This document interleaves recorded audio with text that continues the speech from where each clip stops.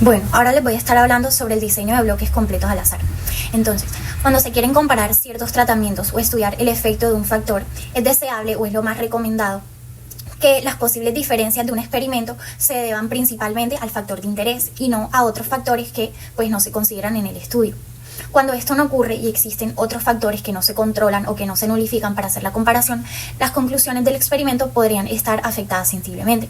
Por ejemplo, supongamos que se quieren comprar varias máquinas. Si cada máquina es manejada por un operador diferente y se sabe que pues estos operadores tienen una influencia en el resultado del experimento, entonces es claro que este factor operador debe tomarse en cuenta si se quiere comparar a las máquinas de una manera justa, ya que un operador más hábil puede hacer ver a su máquina, aunque esta sea la mejor, como la que tiene el mejor desempeño, el mejor resultado, lo cual pues obviamente va a impedir hacer una comparación justa o adecuada de los equipos. Para evitar este sesgo hay dos maneras de anular el posible efecto del factor operador. La primera manera o la más lógica es utilizar el mismo operador en las 4 máquinas, pero esto no siempre es aconsejable, ya que al usar al mismo sujeto la validez de la comparación se restringe y pues el resultado no se va a mantener al utilizar a otros operadores. La otra forma de anular el efecto operador en la comparación se trata de que cada operador trabaje durante el experimento con cada una de las máquinas, y esta estrategia pues vendría siendo la más recomendable, ya que al utilizar a todos los operadores con todas las máquinas permite así tener un resultado de la comparación que son válidos para todos los operadores, no solamente para uno. Esta última forma de nulificar el efecto de operadores recibe el nombre de bloqueo, es decir, que el diseño de diseños completos al azar es un tipo de diseño experimental que sirve para reducir la variabilidad de los efectos no deseados. Ahora, teniendo en cuenta lo anterior, los factores de bloque son aquellos factores adicionales al factor de interés que son introducidos en un experimento comparativo para controlar la variabilidad y así garantizar una evaluación precisa del factor de interés. Es decir, que este factor entra al estudio en un nivel de importancia secundaria con respecto al factor de interés. Por lo tanto, pues se puede decir que se estudia un solo factor, que vendría siendo el factor de interés. Por ejemplo, en el caso de comparar 4 máquinas que son manejadas por 4 operadores, es importante incluir explícitamente al factor operadores en los bloques para así lograr el propósito del estudio. Pero esta inclusión no se hace con el fin de estudiar el efecto de este factor operador o de comparar a los operadores entre sí, sino que más bien se hace como un medio y no como un fin para lograr una comparación adecuada de las máquinas. Con respecto a las fuentes de variabilidad, estas son aquellos factores que provocan la variabilidad en los datos. Entonces, tenemos que en un diseño de bloques completos al azar se consideran 3 fuentes de variabilidad. El factor de tratamiento, que vendría siendo el primero, el segundo es el error aleatorio y el tercero, el factor de bloque. Es decir, que se tienen a 3 posibles culpables de la variabilidad presente en los datos. Ahora, con respecto a la palabra completo en el nombre, este se debe a que en cada bloque se prueban todos los tratamientos, o sea que los bloques están completos. Con respecto a la aleatorización, esta se hace dentro de cada bloque, por lo tanto pues no se hace de manera total como en el diseño completamente al azar.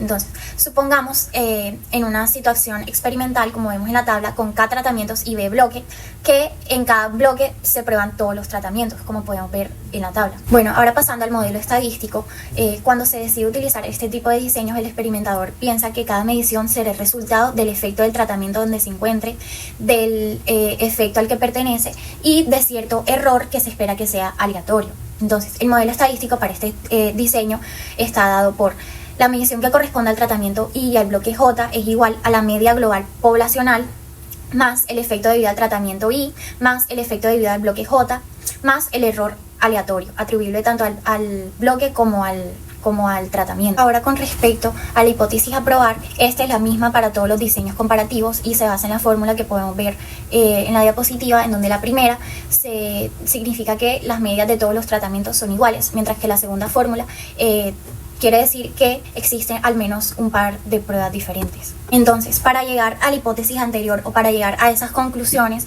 esta se hace mediante un análisis de varianza o una ANOVA, en donde va a haber 2 criterios de clasificación porque se va a controlar 2 fuentes de variación. El primero, el factor de tratamiento, como podemos ver ahí en la tabla, o el segundo, que es el factor de bloque. Entonces ahí tenemos la suma de cuadrados para los tratamientos como para los bloques, el grado de libertad, que vendrá siendo pues la fórmula del número de tratamientos menos 1, el número de bloques menos 1, que vamos a ver después.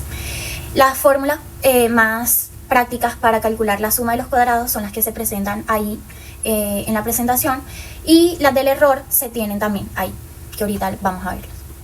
Bueno, ahora como ejemplo tenemos que se plantea la comparación de 4 métodos de ensamble y se va a controlar el experimento a los operadores que realizarán el ensamble. Se va a tener en cuenta el tiempo, que es lo que sale de color gris, y los operadores van a ser 4, los métodos van a ser A, B, C y D. Bueno, cabe aclarar que en la tabla también se suman los datos tanto verticalmente como horizontalmente y se anotan los valores de cada lado, y también se hace una suma total, o sea, global.